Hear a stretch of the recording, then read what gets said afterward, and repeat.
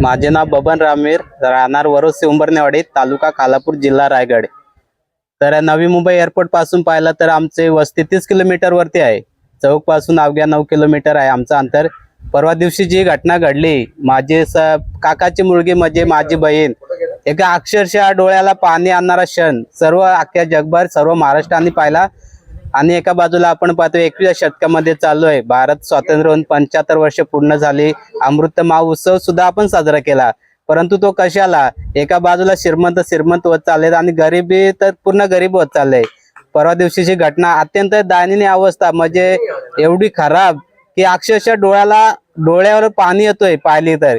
परंतु काय आम्ही पूर्ण आदिवासी, असा शासनाचा निर्णय आहे की आदिवासी दर्या खोऱ्यातच राहावा, जंगल त्यांचं सर्व जंगल आहे, असं जर तुमचे म्हणणे असेल तर सरकारला एकच विनंती आहे की आम्हाला कुठलं तरी पत्र द्या लिहून किंवा लेखी स्वरूपात लिहून द्या की आदिवासी वाड्यांना आम्ही रस्ता, लाईट, पाणी पुरवठा कुठली सुविधा देणार नाही, असे पूर्णपणे एक राज्यपालांनी पत्र काढावा आणि आम्हाला असं घोषित करावा। कारण पाहायला गेलं तर आमचा रस्ता इतना बिकट आहे की इथून जाताना आम्हाला त्या बहिणीला घेऊन जाताना 2 तास लागले। परंतु नशीब होते त्या दिवस पाऊस नव्हता, पूर्णपणे पावसाने आम्हाला साथ दिली आणि दुर्दैवी घटना सुद्धा घडली नाही। कारण एवढ्या पासमध्ये नेणे बहुत पूर्ण कठीण आहे। परंतु सरकारला एकच माझं म्हणणं आहे की तुम्ही कितपर्यंत तुम्ही आदिवासीवर किती अन्याय करसाल। तुम्ही एका बाजूला मिसिंग लिंक काढला, मागच्या महिन्यामध्ये तुम्ही त्याचं उद्घाटन केला, करोडो रुपये खर्च केला, तर आदिवासीसाठी तुम्ही आम्ही काय मागतो तुमच्याकडे? मूलभूत सुविधा मागतोय, रस्ता, पाणी, लाईट, की आम्ही तुमच्याकडे मागत नाही की आम्हाला घरकुल द्या, 2.5 लाखाचा घरकुल योजना आणून द्या, ते सुद्धा आम्ही मागत नाही। फक्त मूलभूत सुविधा द्या ना आम्हाला, हक्काचा रस्ता, हक्काचं लाईट आणि सुसुविध पाणी पिण्याची सुविधा द्या। महानगरपालिकेचा डॅम आमच्या डोळ्यांनी रोज बघतोय, परंतु तो पाणी आमच्या नशिबात नाही। तो पाणी कोट्यवाधीचा पाणी मुंबईला महानगरपालिकेला दिला जातोय, भाडुत्री येतात राहतात त्यांना दिला जातोय, आणि ज्याची हक्काची जमीन आहे, जिथं स्थानिक लोक आहेत, आम्ही आदिवासी वाड्या मोरबा डॅमला पाहिलं तर 60% आदिवासी लोकांची वस्ती आहेत आणि तो सर्व पाणी नवी मुंबई महानगरपालिकेला खाली दिला जातोय। परंतु आदिवासींना का दिला जात नाही?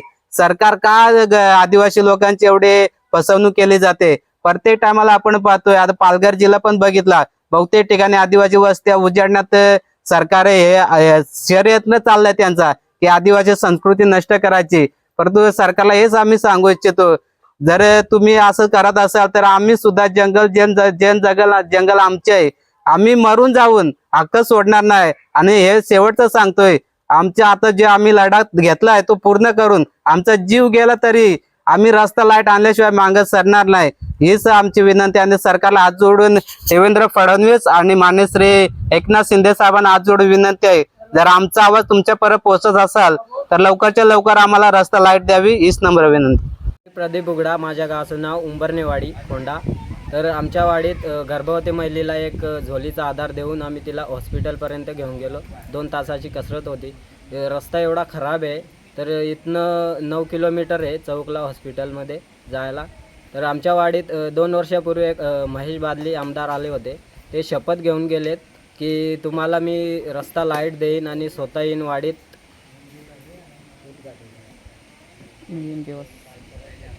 काही झालेलं नाही याची दखल घ्यावी. तर आता पाऊस खूप होत आहे तर आमच्या अडचणी खूप आहेत तर सोयी सुविधा कराव्यात ही हात जोडून नम्र विनंती आहे. काही तर साधन नाही, काही नाही. आमचे जाण्याचा येण्याचा एकदम डोळ्यात न्यायला लागतो. आमची पेशंटनी एक एवढी अडचण आहे आम्हाला, तरी सरकार बघत नाही. तरी आम्ही कसे तरी दवाखान्यापर्यंत कसे तरी पोच करतो. पिढ्या आणि पिढ्या 3-4 पिढ्या गेल्यात इथंच आहोत, तरी सरकार बघत नाही. आमचे धरण खात्यामध्ये जमिनी दिले, दर घरटी एक कामाला लावायचे होते धरण खात्यामध्ये, तरी ते सरकार बघत नाही. म्हणजे काय ते आम्हाला माराय टेकलंय का काय टेकलंय. आमचे दळी भाग एवढा आहे, दळी भाग एवढा आहे ते वापर करतो आम्ही. नाचणी वरी भात शेती करतो, तरी आम्हाला 7-12 द्यायला मागत नाही. मग याला करायचे काय. सांगून हे पोरं आत्ताची पोरं झाले ते खटपट करून इकडे तिकडे फिरतात, तरी त्याला वय नाही आणि सरकार कानावर घे नाही. टायमाला आम्हाला आमचं गाव उंबरवाडी, पाण्याची सोय नाही, बाथरूमचा सोय नाही, काय नाही, आम्हाला त्रास होतो. आमच्याकडे अडचण अशी आहे की पिण्याची सोय नाही, पाणी पिण्याची, रस्त्याची आणि संडास बाथरूम वगैरे नाही. महिलांना बाहेर जायला लय त्रास होतोय आणि मुलांच्या शिक्षणात सर येतात पण ते काही पावसाळ्यात त्यांना पण यायला जमत नाही. रस्त्याची सोय नाही.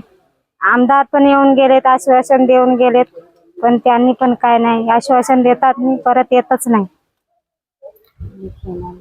इलेक्शन आलं का सगळेच गाडी घेऊन येतात, तसं कोणीच नाही विचारत आम्हाला. रस्त्याची सुविधा नाही, पाणी पियाची सुविधा नाही आणि लाईटची नाही. आणि आम्हाला एक तर संडास बाथरूम लेडीज साठी तरी हवंय, कारण आम्हाला बाहेर जायला लई त्रास होतो. पण काय जे आमच्या अडचण आहे ते आता आम्ही काही ते तेवढी तरी हो. आणि आम्हाला लेडीज हॉस्पिटलला आता गर्भवती बाईला जर रस्त्यात अचानक कुठं जास्त जर त्रास झाला तर काय करणार आहे. तर रस्ता एवढा लांब जाण्याचा आहे आणि पायवाट पण इतक्या अडचणीच्या धावू जाऊ शकत पण नाही.